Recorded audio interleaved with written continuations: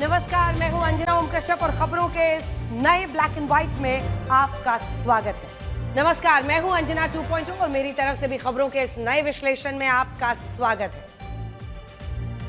आज सबसे पहले हम आपको ये बताएंगे कि जब मुर्शिदाबाद में हर गोविंद दास और चंदन दास को भीड़ ने घर से निकालकर मार डाला, तब इस देश में मॉब लिंचिंग पर आपने गुस्सा क्यों नहीं देखा? क्या आपने गुस्साए नेताओं को मॉब लिंचिंग बोलते हुए सुना भी है? कोई मोमबत्ती मार्च कहीं देश में होता हुआ देखा? आपने आक्रामक उत्तेजना नहीं बल्कि रात के अंधेरे में हिंदुओं को चुपचाप पलायन करते क्यों देखा? आज हम आपको यह भी बताएंगे कि पूरे देश में अब बंगाल को संभालने के लिए योगी मॉडल की चर्चा क्यों हो रही है।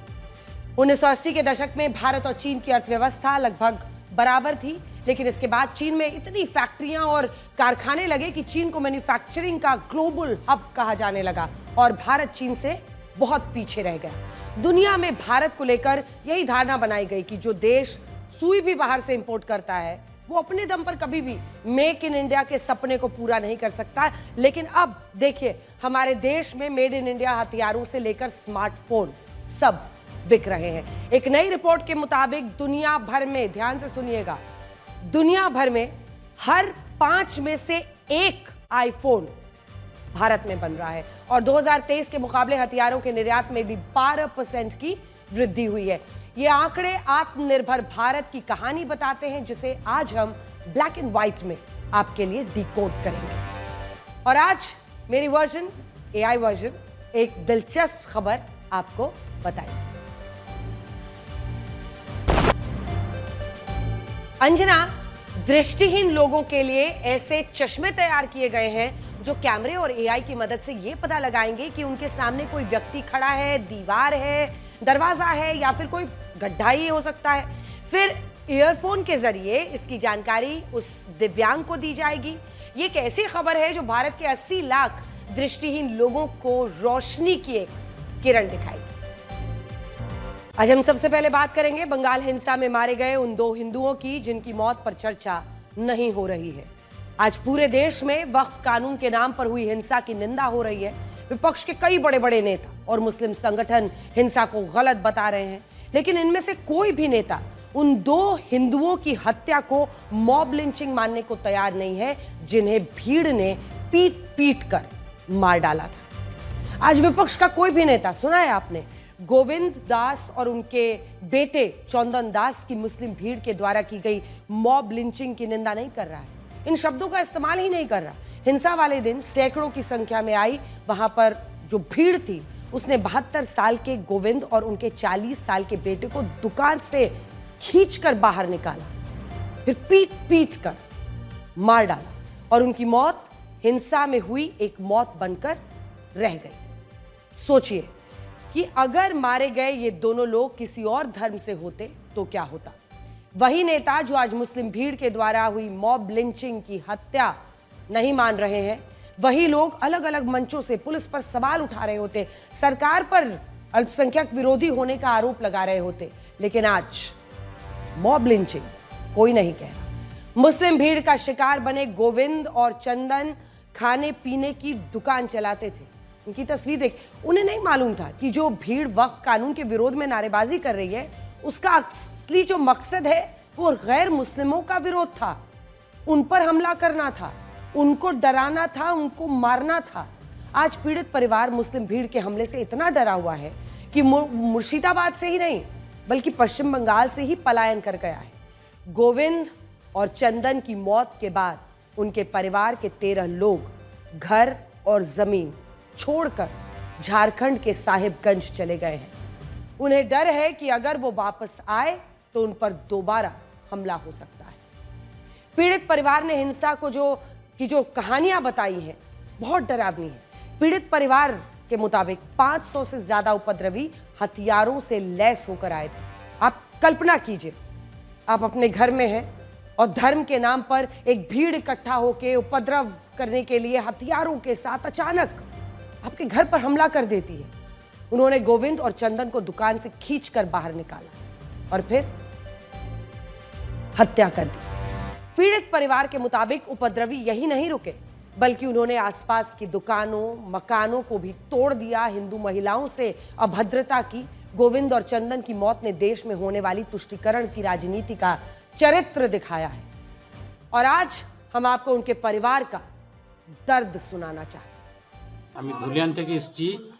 হ্যাঁ, যে আমাদের ওখানে যে আমার দোকান ভাঙচুর করার পর, বাড়ির ওপর অত্যাচার করার পর, কাকাকে মার্ডার করার পর আমরা চুরি করে কোন রকম করে জান নিয়ে আমরা পালিয়ে এসেছি ঝাড়খণ্ড। পশ্চিমবঙ্গ মুর্শিদাবাদ সবচাইতে বেশি গন্ডগোল, তার মধ্যে ধুলিয়ান সবচাইতে বেশি। ধুলিয়ানে একদম যে অবস্থা, তাতে ভয়ানক অবস্থা। ধুলিয়ানে মানে হওয়ার পরে আমাদের দিকেও মানে ধুলিয়ান এলাকার মধ্যে ওই থানার মধ্যে শামশেরগঞ্জ মানে জাফরাবাদ। আমরা গরিব ঘরের আছি, তো ধরেন আমাদের উপরে অত্যাচার করছে, আর মুসলমানরা হিন্দুর উপরে অত্যাচার করছে, মারধর করছে। আমাদের দোকান পাশার কিছু রাখেনি, সব লুটপাট করে নিয়ে। गोविंद और चंदन के एक हत्यारे को बंगाल पुलिस ने बांग्लादेश बॉर्डर से जाकर गिरफ्तार किया है। ऐसा कहा जा रहा है कि ये बांग्लादेश भागने की फिराक में थे।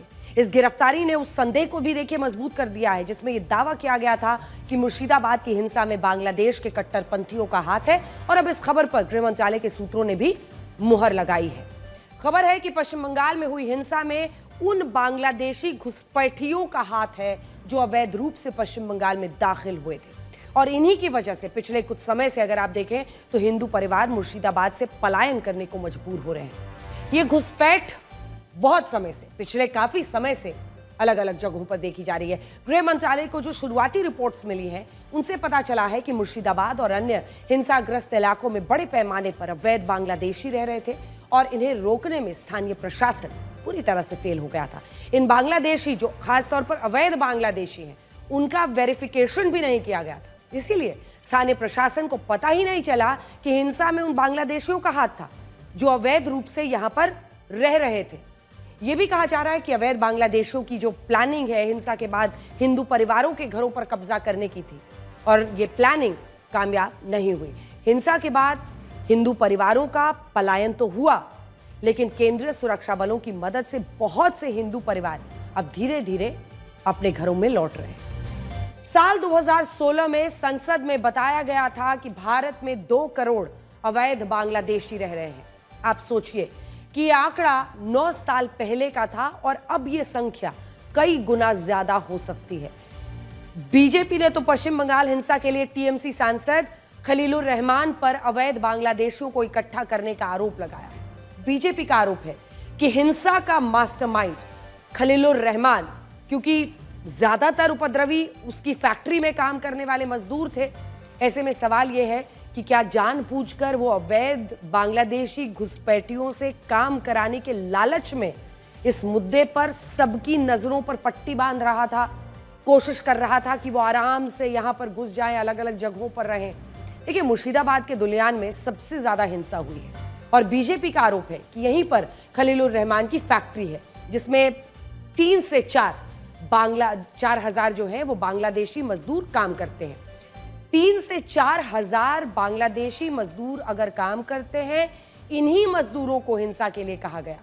आरोप यह भी है कि उपद्रवियों को निर्देश दिए गए कि पश्चिम बंगाल के हिंदू मूर्तिकारों को निशाना बनाने के लिए आप आगे बढ़िए। अब देखिए, रामनवमी के पहले से ही पूरा बंगाल में उत्तेजना फैलाना, भय का वातावरण बना करके हिंदू को घर में बंद करने की जो साजिश रची थी वो सफल नहीं हुई। मोथाबाड़ी में हो, मुर्शिदाबाद के झाओबना में, जंगीपुर में, हुगली, श्रीरामपुर में, मेदिनीपुर में जगह जगह उत्तेजना और हिंसा का वातावरण बनाया गया कि राम मंदिर, रामनवमी का उत्सव ना बनाए हिंदू, लेकिन हिंदू दुगना ज्यादा शक्ति से उत्सव मनाया, जवाब दिया है। इसलिए जहां जहां हिंदू कम संख्यक है वहां जानबूझ करके उत्तेजना फैला करके लोगों को डराना, धमकाना और वहां से निकालना, उसको बांग्लादेश बनाने का जो साजिश चल रही है, ममता सरकार उसको मदद कर रही है। और ये जो भयानक स्थिति बंगाल में बना के रखा है, पूरे बंगाल के लोगों को मैं अनुरोध करूंगा कि आप एक बार देखिए कि क्या स्थिति बना के इन लोगों ने रख दी है। ममता बनर्जी ने लंदन बनाएंगे बोला था, कोलकाता को, लंदन तो छोड़िए, ये तो अलकायदा का जगह बना दिया, बांग्लादेश बना दिया।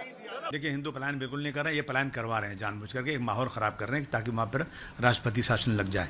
मैं बता दूं, जहाँ जहाँ हिंसा हो रही है ना, आज से नहीं, अंग्रेज़ों के ज़माने से, प्रशासन और हुक्मरान जनरल डायर के ज़माने से ये चाहते हैं कि कुछ न कुछ छोटी मोटी हो, अपना प्रोटेस्ट हो और छोटी मोटी हिंसा हो जाए, और उस हिंसा के बहाने से अपना पूरा बल प्रशासन का, पूरी ताकत, पूरी पुलिस सबको लगा करके ये एक बड़ी हिंसा दिखाकर बहुत से लोगों का हौसला तोड़ दें।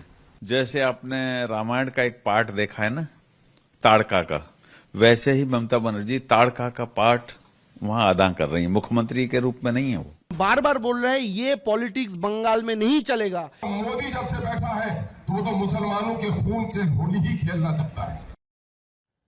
पश्चिम बंगाल के हिंसाग्रस्त इलाकों की स्थिति यह है कि अब पलायन कर चुके हिंदू जो परिवार हैं वो वापस लौटने में अब डर रहे हैं।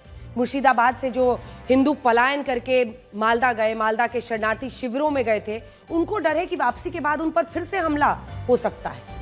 मालदा के एक स्कूल में पीड़ित परिवारों के लिए शिविर बनाया गया है। वहीं की तस्वीरें अब हम आपको दिखाते हैं। यहाँ पर उनके रहने का और खाने पीने की व्यवस्था की गई है।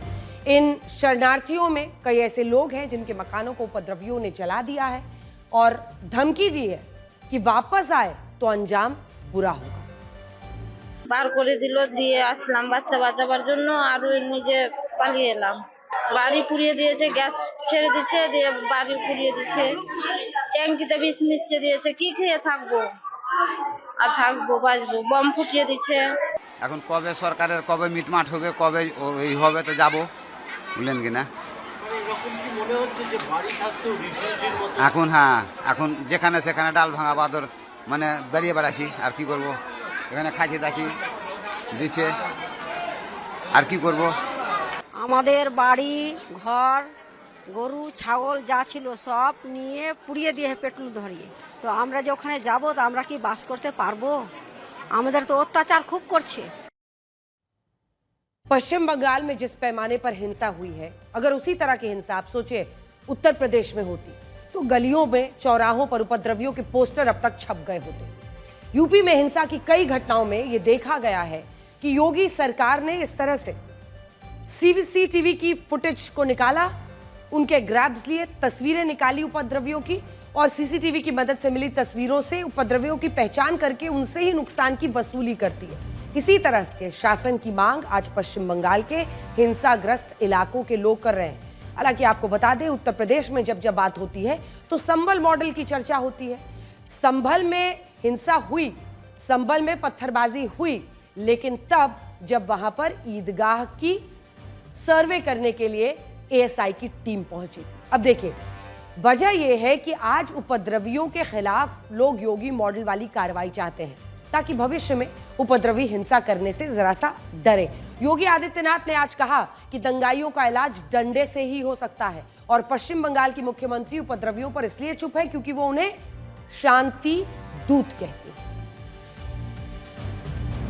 आप देख रहे होंगे बंगाल जल रहा है, वहां की मुख्यमंत्री चुप है, दंगाइयों को शांति दूत कहती है।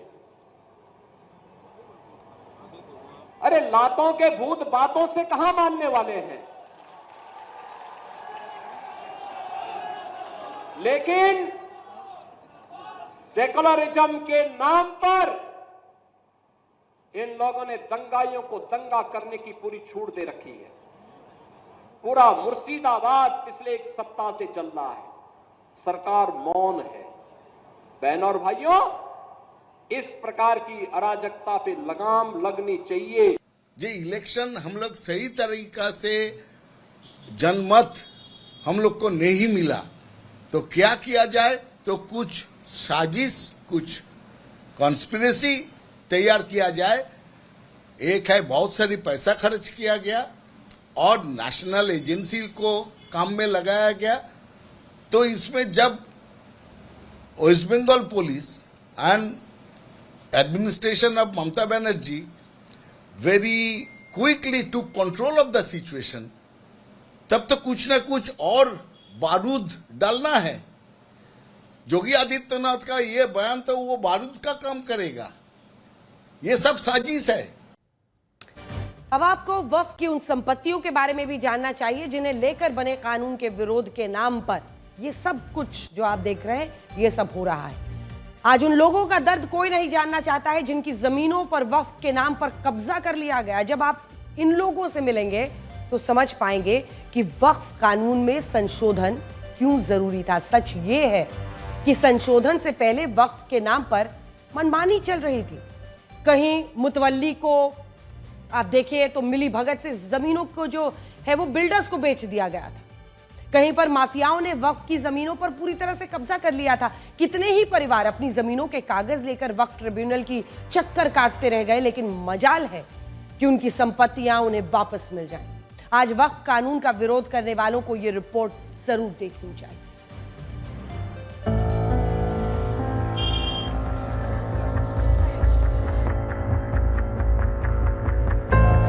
वक्फ पर केंद्र सरकार ने नया कानून बनाया तो कई लोगों को रास न आया। उत्तर प्रदेश से लेकर पश्चिम बंगाल तक विरोध के स्वर बुलंद हुए। ऐसे लोगों को डर था कि कहीं वक्फ के नाम पर हुई जमीनों की लूट और कब्जे के कारनामों की कलई खुल न जाए। क्या कानपुर, क्या अलीगढ़, क्या प्रयागराज, क्या लखनऊ, कहीं बिल्डर, कहीं मुतवल्ली और कहीं माफिया मौज उड़ा रहे हैं और करोड़ों की जमीन पर कुंडली मार कर बैठे हैं। और मजाल है कोई इनकी तरफ आंख उठाकर भी देख ले। पहली तस्वीर आपको उत्तर प्रदेश की राजधानी लखनऊ से दिखाते हैं, जहां ओंकार सिंह के पास जमीन की 163 साल पुरानी लिखा पढ़ी है। आजादी के बाद खसरा खतौनी के भी कागजात हैं, लेकिन कागजों के पुलिंदे को ठुकराकर वक्फ बोर्ड कहता है कि इस जमीन के असली मालिक हम हैं, क्योंकि एक जमाने में यहाँ अवध के नवाबों का राज था।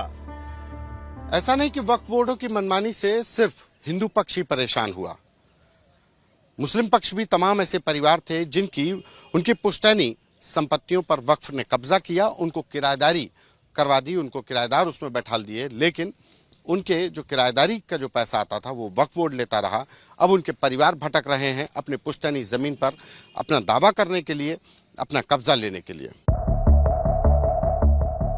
वक्फ के दावों से सिर्फ दूसरे समुदाय के लोग ही परेशान नहीं हैं, बल्कि वक्फ ने शिया समुदाय के कुछ लोगों की जमीन ही कब्जा ली और फैक्ट्री मालिकों को बेच दी।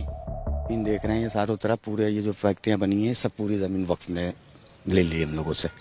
और आपको कुछ पैसा दिया? कोई पैसा नहीं देते हैं? कोई पैसा नहीं देते। क्या क्या है वक्फ ने? वक्फ ने कहा कि ये हमारी ये वक्फ में चढ़ी है, ये हम लोग इसके वो है। तो इसकी कोई सुनवाई नहीं होती है? वक्फ बोर्ड कोई कोर्ट में कोई नहीं सुनवाई होती है। तारीखों पे तारीख, 3 महीने की तारीख मिल रही है, 4 महीने की तारीख मिल रही है, 2 महीने की तारीख मिल रही है। एक बहुत बड़ा खेल चल रहा था और जैसे कि दूसरों की जमीनों पे अपनी दावेदारी कर देते थे। आपने देखा होगा सामने ही जमीन के ऊपर अपनी वफ दावेदारी करता है और कह देता है कि मेरी वफ की है। वो बेचारे परेशान रहते हैं, जबकि खसरा खतौनी इंतकाम में उनके नाम दर्ज हैं, बाकायदा चलता चला आ रहा है। तो ये खेल बहुत बड़ा चलता चला आ रहा था कि जिसमें चेयरमैन उगाही करता था बड़े करोड़ों रुपयों की। लखनऊ के बाद दूसरी तस्वीर कानपुर की है। लखनऊ में जो वक्फ आम आदमी को बेघर करने पर आमादा है, कानपुर में वो बिल्डर के आगे नतमस्तक है। कानपुर के पौश इलाके वीआईपी रोड पर वक्फ की जमीन पर फ्लैट्स बनाकर बेच दिए गए और ये सब मुतवल्ली और बिल्डर की मिली भगत से हुआ। इस वक्त मैं मौजूद हूँ कानपुर में ऐसी एक संपत्ति के बाहर।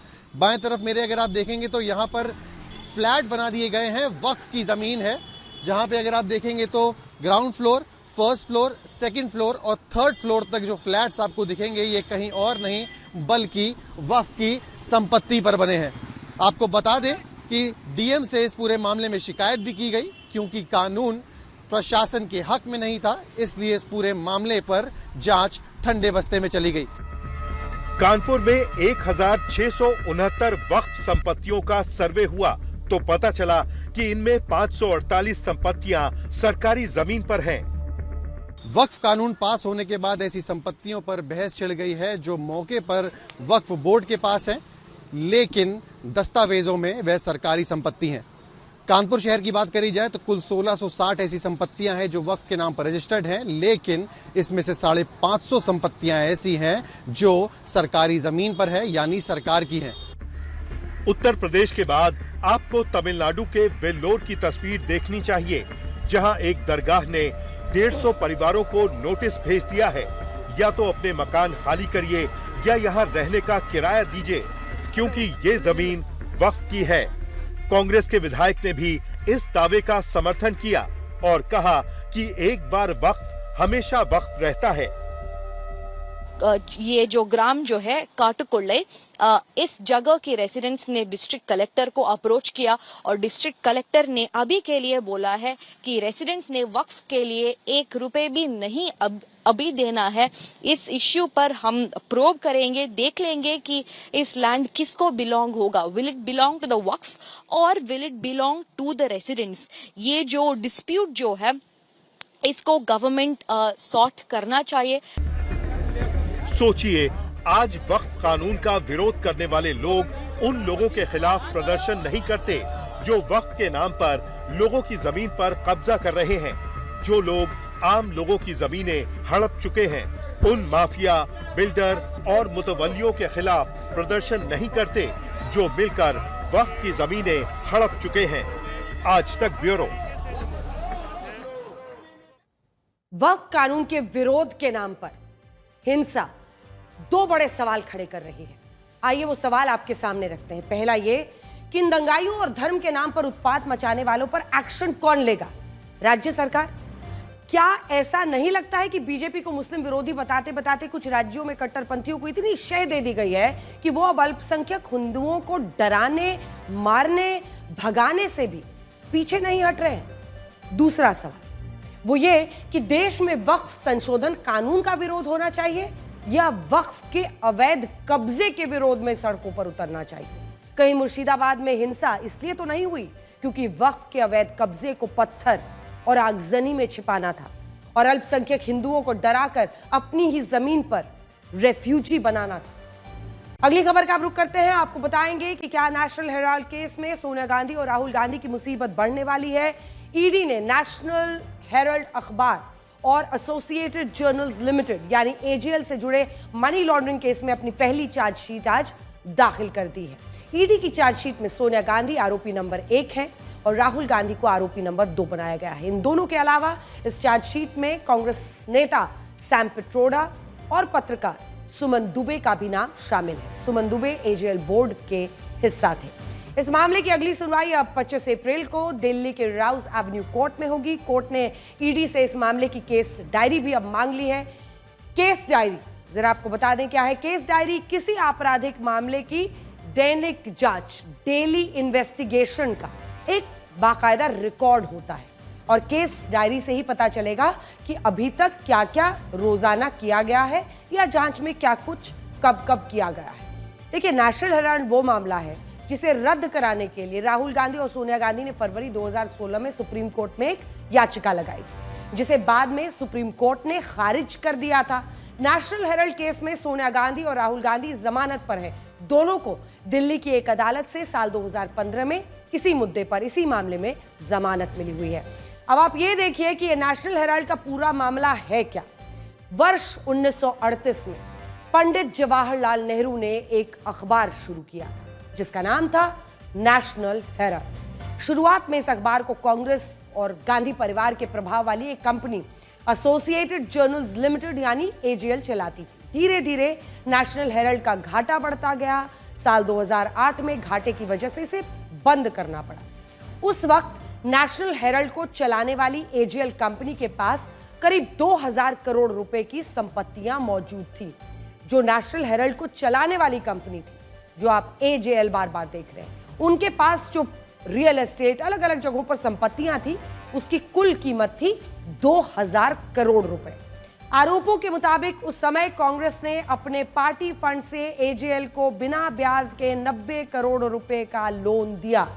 इसके बाद सोनिया गांधी, राहुल गांधी ने यंग इंडियन लिमिटेड नाम से एक नई कंपनी बनाई और बाद में यही यंग इंडियन लिमिटेड को एजेएल को दिए गए लोन के बदले में कंपनी की 99% हिस्सेदारी मिल गई। अब इसी कंपनी में अगर आप देखेंगे 38% शेयर्स हैं सोनिया गांधी और राहुल गांधी के। इस तरह से 90 करोड़ रुपए के लोन से एजेएल की 2000 करोड़ रुपए की संपत्तियां यंग इंडियन लिमिटेड कंपनी की हो गई। सूत्रों के मुताबिक ईडी ने अपनी चार्जशीट में बताया है कि एजेएल के 99% शेयर्स यंग इंडियन कंपनी ने केवल 50 लाख रुपए में ट्रांसफर करा लिए, जिसमें राहुल गांधी और सोनिया गांधी की बड़ी भूमिका थी। चार्जशीट में लिखा गया है कि यंग इंडियन को एक एनजीओ के रूप में रजिस्टर किया गया था, लेकिन जांच में पाया गया कि एनजीओ कोई सामाजिक या चैरिटेबल काम नहीं करती थी। 2017 में आईटी विभाग ने पाया कि यंग इंडियन ने एजेएल की संपत्ति लेकर 414 करोड़ रुपए से अधिक की टैक्स चोरी कर ली थी। यंग इंडियन लिमिटेड कंपनी में सोनिया गांधी और राहुल गांधी की 38% की हिस्सेदारी है, जबकि बाकी के जो 24% शेयर्स हैं वो कांग्रेस के ही दूसरे नेताओं के पास है। इस मामले में ईडी साल 2012 में राहुल गांधी से 5 दिन में 50 घंटे और फिर 3 दिन में सोनिया गांधी से वो 11 घंटे पूछताछ कर चुका है। अब आइए आपको बताते हैं, चार्जशीट दाखिल करने से कुछ ही दिन पहले ईडी ने इस मामले से जुड़ी कई संपत्तियों को जब्त करने की कार्रवाई की। 12 अप्रैल जब ईडी ने 661 करोड़ रुपए की अचल संपत्तियों को कब्जा में लेने के लिए एक बाकायदा नोटिस चिपकाया। इसमें दिल्ली के हेराल्ड हाउस के अलावा मुंबई हो, लखनऊ हो, इन तमाम जगहों पर जो ये एजेएल है ना, उस कंपनी की बिल्डिंग्स शामिल हैं। इससे पहले नवंबर 2023 में ईडी ने एजेएल के 90 करोड़ रुपए के शेयर्स को अपने कब्जे में ले लिया था। ईडी की चार्जशीट पर कांग्रेस नेता जयराम रमेश ने कहा कि नेशनल हेराल्ड की संपत्ति जब्त करना कानून के शासन की आड़ में सरकार द्वारा प्रायोजित अपराध है। सोनिया गांधी और राहुल गांधी के खिलाफ ये चार्जशीट बदले की राजनीति और प्रधानमंत्री मोदी की धमकी के अलावा कुछ नहीं है। 12 साल से ये बोगस केस चल रहा है और ये केस इतना हास्यास्पद है कि ईडी ने मनी लॉन्ड्रिंग की जो चार्जशीट फाइल करी है वो उस केस में करिए जहां पर एक पैसे का लेन देन नहीं हुआ है, जहां पर एक प्रॉपर्टी का ट्रांसफर नहीं हुआ है, जहां पर सेक्शन 25 की not for profit company national Herald के देखरेख के लिए बनाई गई थी, जहां पर डायरेक्टर्स को डिविडेंड कुछ नहीं मिलेगा, उनको इससे कोई फायदा नहीं होगा। ये विशुद्ध गंदी, भोंडी, सस्ती और बदले की भावना से की हुई राजनीति है। नरेंद्र मोदी जी को अगर ये लगता है कि वो इससे लोगों को डरा धमका लेंगे, होंगे वो कुछ लोग जो आपसे डर जाते होंगे। ये राहुल गांधी और सोनिया गांधी जी है, ये कांग्रेस पार्टी है, ये आपसे ना डरती है ना आपसे धमकती है, पूरी मुस्तैदी से आपसे लोगों के हक के लिए लड़ाई लड़ती रहेगी। कांग्रेस पार्टी को नस्तानाबूद करने की मोदी जी की साजिश है। ईडी तो इडियट है, जो मर्जी उसको कराए जा सकते हैं, उसमें हमें कोई परवाह नहीं, कोई फर्क नहीं पड़ता। बदले की भावना से भारतीय जनता पार्टी बड़े खास करके अपोजिशन में काम करने वाले सभी पार्टियों के जो विरोधी पक्ष में हैं उनको फंसाने की कोशिश करता है, लेकिन इससे कांग्रेस पार्टी कोई डरने वाली नहीं है। ये जो लोग भी करें, कांग्रेस पार्टी इससे दबाव में आने वाली नहीं है। नैतिक और तकनीकी दोनों आधारों के ऊपर कांग्रेस के यह दावे बहुत खोखले, आधारहीन और दुर्भावना से प्रेरित तथा जांच की प्रक्रिया को प्रभावित करने के विचार से प्रेरित दिखाई पड़ते हैं। नेशनल हेराल्ड केस एक बार फिर गांधी परिवार पर वज्रपात की तरह आया है और अब ईडी के चार्जशीट दाखिल करने के बाद मामला गंभीर हो चुका है। कांग्रेस पार्टी ने विरोध प्रदर्शन का ऐलान किया है, लेकिन भ्रष्टाचार के आरोप का यह फैसला सड़क से होगा या अदालत से? अगली खबर। अब हम आपको यह बताएंगे कि क्या मेड इन इंडिया से दुनिया में मेड इन चाइना की बादशाहत खत्म हो सकती है। ये बात बहुत कम लोग जानते हैं कि 1987 में भारत की अर्थव्यवस्था ने चीन को पीछे छोड़ दिया था। उस समय भारत की अर्थव्यवस्था 23,20,000 करोड़ रुपए की हो गई थी और चीन की अर्थव्यवस्था 22,70,000 करोड़ रुपए की थी। लेकिन इसके बाद चीन की अर्थव्यवस्था भारत से बहुत आगे निकल गई, जबकि भारत की अर्थव्यवस्था इसी दौर में लगातार संघर्ष करती रही। ऐसा इसलिए हुआ क्योंकि उस दौर में भारत जातिगत राजनीति में फंसा हुआ था और हमारे देश में मंडल आयोग की सिफारिशों को लेकर टकराव हो रहा था, जबकि चीन की सरकार मेड इन चाइना के एक बड़े मिशन पर काम कर रही थी। उस जमाने में भारत चीन से आगे होते हुए भी पिछड़ गया और चीन मैन्युफैक्चरिंग का ग्लोबल हब बन गया। लेकिन अब ग्लोबल मैन्युफैक्चरिंग में हमारा देश चीन की इस बादशाहत को चुनौती दे रहा है और अब टैरिफ वॉर के बीच दुनिया में मेड इन इंडिया की चर्चा होने लगी है। एक नई रिपोर्ट के मुताबिक दुनिया भर में हर 5 में से 1 आईफोन अब भारत में बन रहा है। पिछले 1 साल में एप्पल कंपनी ने भारत में 1,92,000 करोड़ रुपए के आईफोन्स का भारत ने उत्पादन किया है। ये फाइनेंशियल ईयर 2023-24 यानी साल 2023-24 के मुकाबले 60% का इजाफा है। अब मौजूदा समय में एप्पल कंपनी के 20% आईफोन्स भारत में बन रहे हैं और अनुमान यह है कि अमेरिका और चीन के टैरिफ वॉर से यह उत्पादन भारत में और भी आने वाले वक्त में बढ़ सकता है। यह रिपोर्ट ऐसे समय में आई है जब इस साल भारत ने 2 लाख करोड़ रुपए के मोबाइल फोन्स दुनिया भर में एक्सपोर्ट किए हैं और इन आंकड़ों से पता चलता है कि अब दुनिया में मेड इन इंडिया का डंका बजने लगा है। जो भारत आज से कुछ साल पहले तक दुनिया में हथियारों का सबसे बड़ा खरीदार था, उसी भारत ने 2024-25 में 23,622 करोड़ रुपए के हथियार एक्सपोर्ट किए हैं और इसमें 12% की वृद्धि हुई है, एक इजाफा हुआ है जो देश भर में एक उम्मीद जगाता है।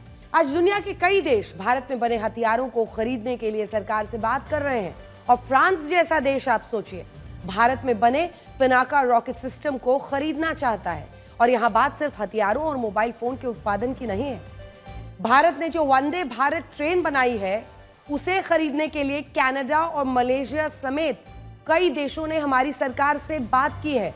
आज दुनिया की 60% वैक्सीन मेड इन इंडिया है और इलेक्ट्रॉनिक इंडस्ट्री के क्षेत्र में भी भारत ने उत्पादन की क्षमता को तेजी से बढ़ाया है। सबसे बड़ी बात यह है कि भारत अब दुनिया के लिए सिर्फ एक बाजार बनकर नहीं रहना चाहता, बल्कि भारत दुनिया के बाजारों में अपना सामान बेचना चाहता है और इससे भारत का एक्सपोर्ट लगातार बढ़ रहा है। मेड इन इंडिया की इस कामयाबी में सरकार के मेक इन इंडिया अभियान की भी एक बड़ी भूमिका है, जिसे प्रधानमंत्री नरेंद्र मोदी ने सितंबर 2014 में लॉन्च किया था। इस अभियान का मकसद था भारत में मैन्युफैक्चरिंग को बढ़ावा देना, उसे आत्मनिर्भर बनाना। अब शायद भारत को इसमें सफलता मिलने लगी है और टैरिफ वॉर में अमेरिका और चीन के टकराव से भारत को फायदा हो सकता है। भारत के लिए मैन्युफैक्चरिंग का ग्लोबल हब बनना मुश्किल नहीं है, हम पहले भी ऐसा कर चुके हैं। एक जमाने में जब भारत को सोने की चिड़िया कहा जाता था, उस समय भारत की उत्पादन क्षमता पूरी दुनिया में सबसे ज्यादा थी।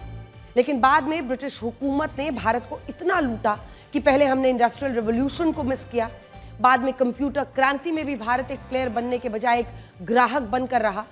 हालांकि अब यह स्थिति धीरे धीरे बदल रही है और मेड इन इंडिया की सफलता पूरी दुनिया देख रही है। हालांकि टैरिफ वॉर के कारण दुनिया में इतनी अस्थिरता है कि इससे कई देशों की अर्थव्यवस्था पर बुरा असर पड़ सकता है। अब देखिए, अमेरिका के रेसिप्रोकल टैरिफ का मुंहतोड़ जवाब देने के लिए चीन ने दुर्लभ खनिजों के एक्सपोर्ट पर पाबंदी लगा दी है। इन्हें रेयर अर्थ एलिमेंट्स कहा जाता है, जिनका इस्तेमाल हथियार, fighter jet, missile defence system बनाने के लिए होता है। अब सोचिए कितनी जरूरी चीजें हैं। अगर चीन अमेरिका की रक्षा कंपनियों को ये दुर्लभ खनिज निर्यात नहीं करेगा तो अमेरिका नई पीढ़ी के फाइटर जेट्स नहीं बना पाएगा, दूसरे हथियार नहीं बना पाएगा और उसे बहुत बड़ा नुकसान होगा। दुनिया के 43% हथियार, लड़ाकू विमान, युद्धपोत, दूसरा रक्षा निर्यात अकेले अमेरिका करता है, जो 28 लाख करोड़ रुपए का है। ये पाकिस्तान जैसे एक देश की कुल अर्थव्यवस्था के बराबर है। सोचिए, अगर अमेरिका को चीन से ये दुर्लभ खनिज नहीं मिले तो उसके डिफेंस सेक्टर को कितना बड़ा नुकसान होगा, सेटबैक होगा, झटका लगेगा। ये दुर्लभ खनिज स्मार्टफोन्स, लैपटॉप्स, सेमीकंडक्टर्स के जो चिप्स हैं, ये सब बनाने में इस्तेमाल होते हैं और इनकी सप्लाई रुकने से इलेक्ट्रॉनिक आइटम्स भी दुनिया में महंगे हो सकते हैं। असर पूरे विश्व में होगा। कई देशों में अभी से इस बात को लेकर खलबली मची हुई है। दुनिया में लगभग 160 दुर्लभ खनिज हैं ऐसे, जिन्हें रेयर अर्थ एलिमेंट्स कहा जाता है। इस वक्त 70% दुर्लभ खनिज की सप्लाई अकेला ये चीन करता है, 14% की सप्लाई अमेरिका करता है, 4% दुर्लभ खनिजों की सप्लाई ऑस्ट्रेलिया करता है। और यही कारण है कि अब चीन अमेरिका के रेसिप्रोकल टैरिफ का जवाब दुर्लभ खनिजों की सप्लाई पर रोक लगाकर दे रहा है। अब देखिए, ये टैरिफ की लड़ाई कैसे एक बहुत खतरनाक मोड़ पर पहुंच चुकी है। अब आप ये देखिए कि इस टैरिफ वॉर ने दुनिया के महंगे और लग्जरी ब्रांड्स को भी मुश्किल में डाल दिया है। कैसे? चीन के मैन्युफैक्चरर्स टिकटॉक पर ये बता रहे हैं कि लग्जरी ब्रांड्स के जो बैग, जूते, कोट्स 1 से 1.5 लाख रुपए के बिकते हैं, उनकी असली कीमत 500 से 1000 रुपए के बीच होती है। बड़े बड़े लग्जरी ब्रांड्स इन प्रोडक्ट्स को चीन में बनवाते हैं और बाद में इन पर अपना लोगो लगाकर इन्हें महंगे दामों पर बेचते हैं और लोगों को असल में ब्रांड्स के नाम पर लूटा जाता है। अब देखिए, ऐसा माना जा रहा है कि टिकटॉक पर तरह तरह का प्रोपेगेंडा भी चलाया जा रहा है, मीम्स बनाई जा रही है चीन की तरफ से, क्योंकि वो बदला लेना चाहते हैं। अमेरिका ने जो पाबंदियां लगाई है, जो रेसिप्रोकल टैरिफ्स में इजाफा किया है, उसके दबाव में आकर इस तरह की मीम्स खूब वायरल की जा रही हैं और पूरे चीन में, और जाहिर तौर पर चीन में जो इस वक्त मौजूदा सरकार है वो इस बात से खुश हो रही होगी और ये प्रोपेगेंडा चीन को सूट भी करता है। लेकिन इसकी सच्चाई, इसकी प्रामाणिकता देखनी होगी। इधर अमेरिका ने जब से 147% का रेसिप्रोकल टैरिफ चीन पर लगाया है, तब से चीन के मैन्युफैक्चरर्स टिकटॉक पर वीडियो बनाकर ये कह रहे हैं कि लग्जरी ब्रांड्स अपने ग्राहकों को लूटते हैं, उनसे सस्ते में बनवाया गया सामान खरीदते हैं और फिर महंगे दामों पर वहां पर बेचा जाता है। लेकिन अब लोग चाहें तो वो चीन के मैन्युफैक्चरर्स से सीधे इस सामान को खरीद सकते हैं, अपने पैसे बचा सकते हैं। अब देखिए, ये चीन की पूरी तैयारी है। तैयारी इस बात को लेकर कि रेसिप्रोकल टैरिफ्स लगने के बाद जो सेटबैक उसे लग रहा है, उसमें वो क्या करे। अब याद रखिए, ये चीन का प्रोपेगेंडा भी हो सकता है, क्योंकि इस तरह के प्रोपेगेंडा वॉर में चीन बहुत महारत हासिल रखता है। अगर आप भी ऐसा सोचते हैं कि ये टैरिफ वॉर कुछ देशों के बीच लड़ा जा रहा है और आप पर इसका कोई असर नहीं होगा, तो आप गलत सोच रहे हैं। आज आपको 1932 के ग्रेट डिप्रेशन को याद रखना चाहिए।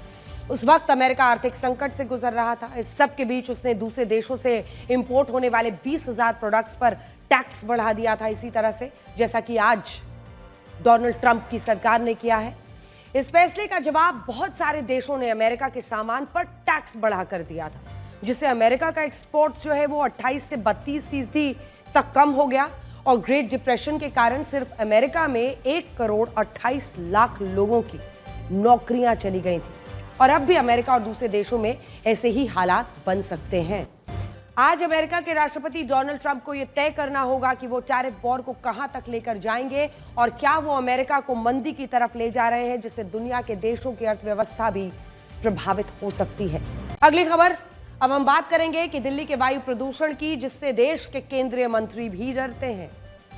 नितिन गडकरी ने कहा है कि दिल्ली में 3 दिन गुजारना भी उनके लिए मुश्किल हो जाता है, क्योंकि प्रदूषण इतना ज्यादा है कि वो बीमार पड़ जाते हैं। उन लोगों से पूछिए जो अपनी जिंदगी यहां दिल्ली में काटते हैं। देखिए, नितिन गडकरी ने लोगों से कहा कि अगर आप दिल्ली में 3 दिन भी गुजार ले तो मुमकिन है कि आपको कोई ना कोई इन्फेक्शन जरूर हो जाएगा। और सच्चाई ये है कि नितिन गडकरी गलत नहीं कह रहे हैं। हाल ही में केंद्रीय प्रदूषण नियंत्रण बोर्ड ने एक रिपोर्ट जारी की थी, जिसमें कहा गया था कि इस साल जनवरी से मार्च तक गर्मी और प्रदूषण दोनों ने पिछले कई वर्षों का रिकॉर्ड तोड़ दिया है।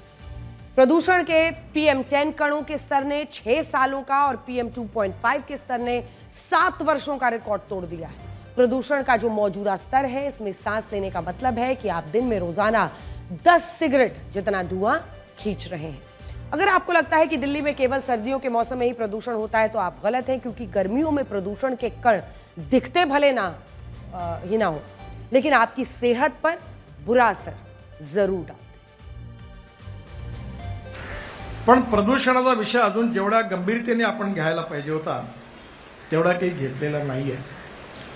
दिल्लीमध्ये अशी स्थिती आहे की दिल्ली पूर्ण प्रदूषणाची लेवल एवढी मोठी आहे की 3 दिवस राहिलो तर आपल्याला इन्फेक्शन होतं। तर आज दिल्लीमध्ये या प्रदूषणामुळे ॲव्हरेज माणसाचं आयुष्य हे 10 वर्षांनी कमी होईल असा वैद्यकीय निष्कर्ष काढला गेला।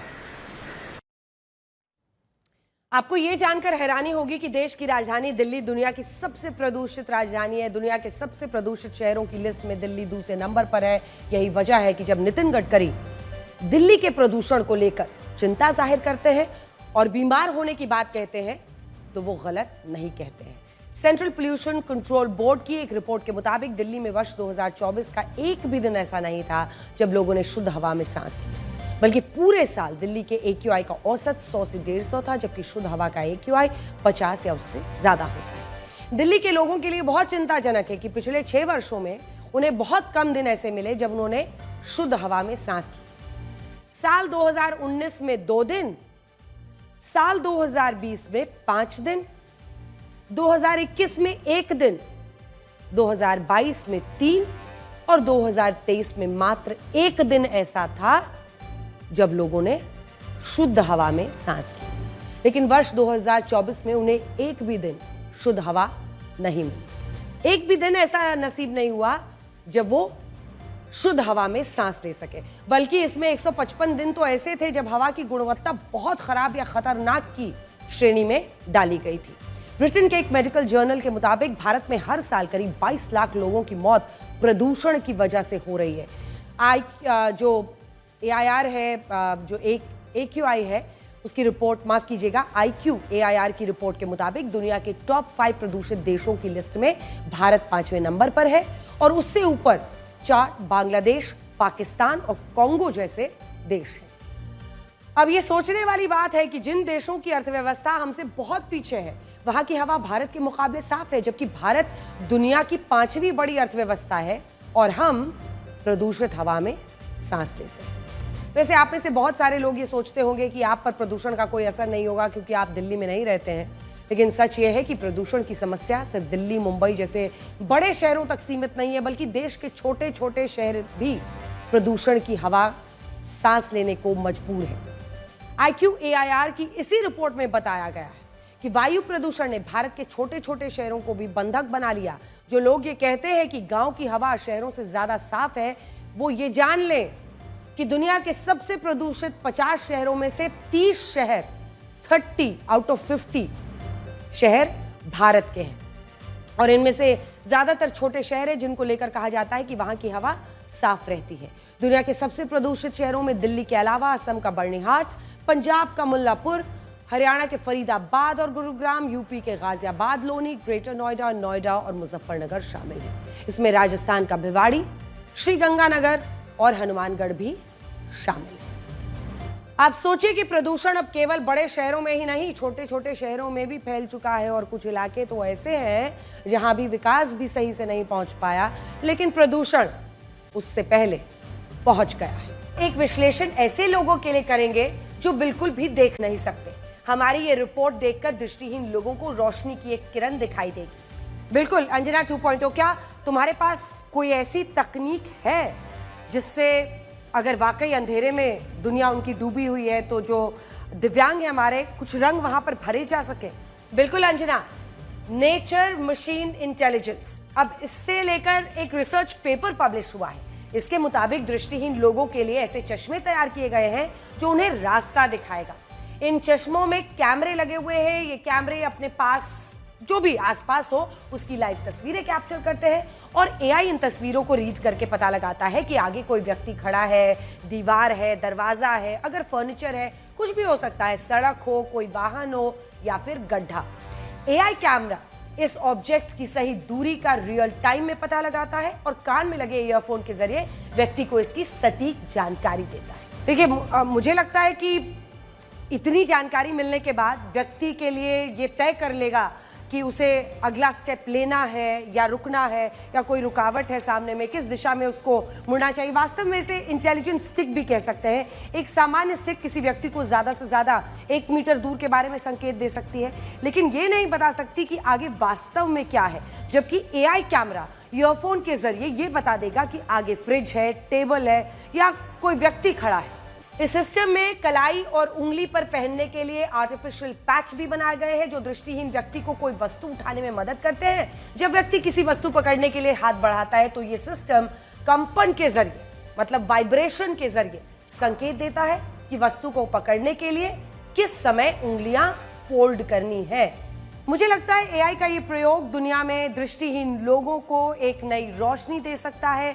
दिव्यांगों के लिए ये एक उम्मीद की किरण है, उनके जीवन को बहुत आसान बना सकता है। और इंसान बना था प्यार करने के लिए और पैसा बना था इस्तेमाल करने के लिए, लेकिन लोग इंसान का ही इस्तेमाल करने लगे और पैसों से प्यार करने लगे।